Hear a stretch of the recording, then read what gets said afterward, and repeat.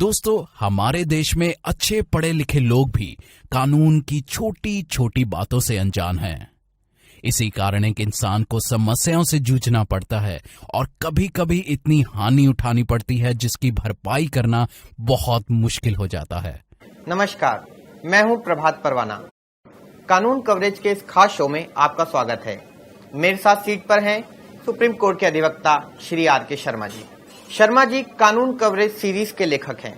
यह पुस्तक श्री नरेंद्र मोदी एवं हाई कोर्ट व सुप्रीम कोर्ट के जजों द्वारा अनुमोदित है।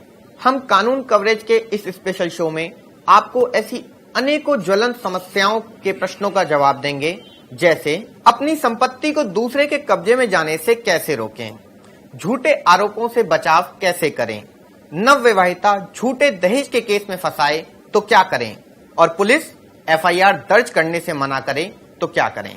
क्या मात्र आई लव यू कहना जेल जाने का आधार बन सकता है? लिव इन रिलेशनशिप कब लीगल मानी जाती है?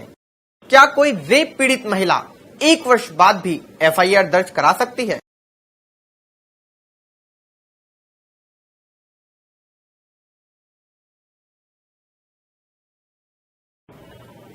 सर, अनीता गुगलानी है शादरा से। ये हमें पत्र लिखकर पूछना चाहती हैं कि लोग सरेआम महिलाओं के साथ बदतमीजी या छेड़छाड़ करते हैं।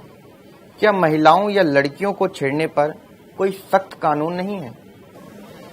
नहीं, कानून तो बहुत सख्त है। अब पिछले 3 साल से 2 फरवरी 2013 को अभी जो नया कानून आया है महिलाओं को छेड़ने से संबंधित या रेप से संबंधित, मैं कहता हूं ये तो मोर देन एनफ है, बहुत सख्त कानून है। इससे पहले जो था, शॉर्ट में 1 मिनट में आपका ये भी हटके में बताता हूं। इससे पहले क्या था कि एक धारा थी 354, छेड़ने की 2 धाराएं होती हैं, 354 और 509 IPC में, इंडियन पेनल कोड में।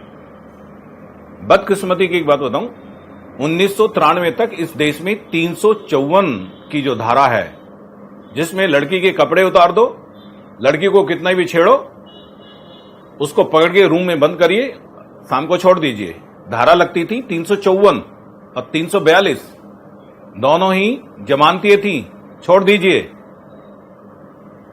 लेकिन अब ऐसा नहीं है। 2 फरवरी 2013 से 354 का जो बाइफरकेशन किया है, अलग अलग उसको डिवाइड किया है, 354, 354A, 354B, C, D, E। अभी मैं डिटेल बता रहा हूं, जो दर्शक हैं वो ये ना सोचें ये क्या एक टिपिकल बात बता रहा हूं। 354 में धारा 354 कह रही है कि अगर किसी महिला को जबरदस्ती टच करते हैं, आलिंगन करते हैं, जबरदस्ती किस करते हैं, बाजुओं में लेते हैं, ये नॉन बेलेबल अजमानती धारा है। इसकी कंप्लेंट पर उसको अरेस्ट किया जाएगा, मजिस्ट्रेट के सामने पेश किया जाएगा, 99% मजिस्ट्रेट उसको जेल भेजेगा। Number 2, 354A। 354A ये अजमानती है, सॉरी जमानती धारा है, बेलेबल है। इसमें जमानत हो जाती है लेकिन केस उसके ऊपर होगा, उसे ट्रायल भुगतनी पड़ेगी। 354A में ये होता है। आजकल जैसे देखा होगा, आप मुझे बहुत अच्छी लगती हैं, आई लव यू, आप मेरे साथ चलिए, वो मना करती है, नहीं, उसको प्यार में ही, जैसे कुछ लोगों को शौक होता है, प्यार में लिया, आलिंगन कर लिया, 354A है। यहां जबरदस्ती नहीं है, उस तरीके से नहीं है, लेकिन प्यार के साथ कर रहे हैं, लेकिन यह भी एक अपराध है। ये 354A है। इस 354A में जमानत हो जाती है लेकिन ट्रायल भुगतना पड़ता है, और इसमें भी 3 साल की सजा का और 2 साल की सजा का प्रावधान है। अब 354B आती है। 354B ये वॉयेजिंग एक वर्ड है। वॉयेजिंग में है, अगर कोई महिला नहीं, डिसरॉबिंग में आएगा। डिसरॉबिंग में अगर डिसरॉबिंग में किसी महिला के कपड़े उतारे जाते हैं तो उसमें 7 साल की सजा का प्रावधान है, नॉन बेलेबल है। इससे पहले यह प्रोविजन नहीं होता था। एक वॉइजिंग है। वॉइजिंग में यह है कि अगर कोई महिला एकांत में नहा रही है, शौच के लिए कहीं गई है, अपने बच्चों को स्तनपान करा रही है, बच्चों को दूध पिला रही है, या अपने पति के साथ, अपने मित्र के साथ आलिंगनवश बैठी है, आप उसको ताका झांकी कर रहे हैं, फोटो खींच रहे हैं, तो ये भी अपराध है, वॉइजिंग का अपराध है। अब एक अपराध और है, स्टॉकिंग। ये भी 354 में ही आता है। स्टॉकिंग में आपने देखा है कि रोज अखबारों में है, पीछा करना। महिला को आप पहले अट्रैक्ट कर रहे हैं, वो मना करती है, डिनाई करती है, फिर भी उसकी बार बार पीछा करते हैं, तो ये भी एक अपराध है और इसमें भी जमानत का प्रावधान नहीं है।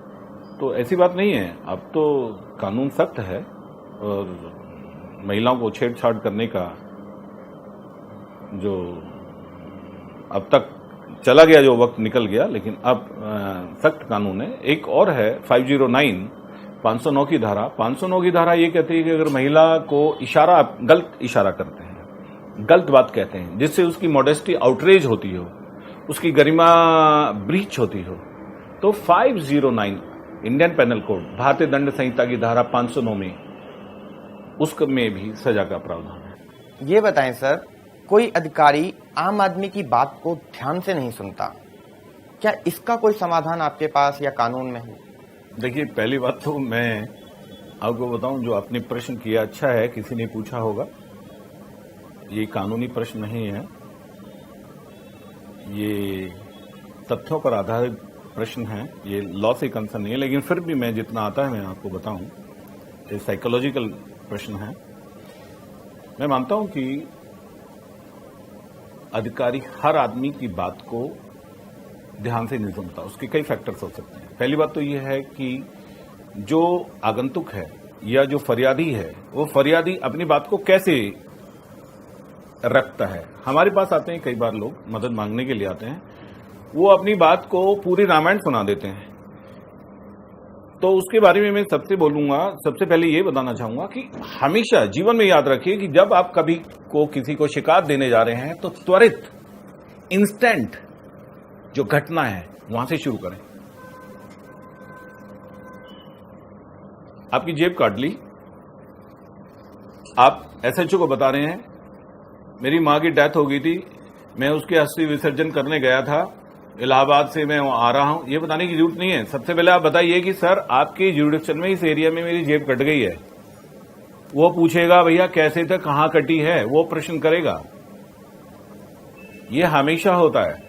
हमारे पास आते हैं लोग, पूरी कहानी को जिन कहां से शुरू करते हैं, सुनने वाला भी बोर हो जाता है और उसे यही नहीं पता लगता कि वो कहना क्या चाहता है।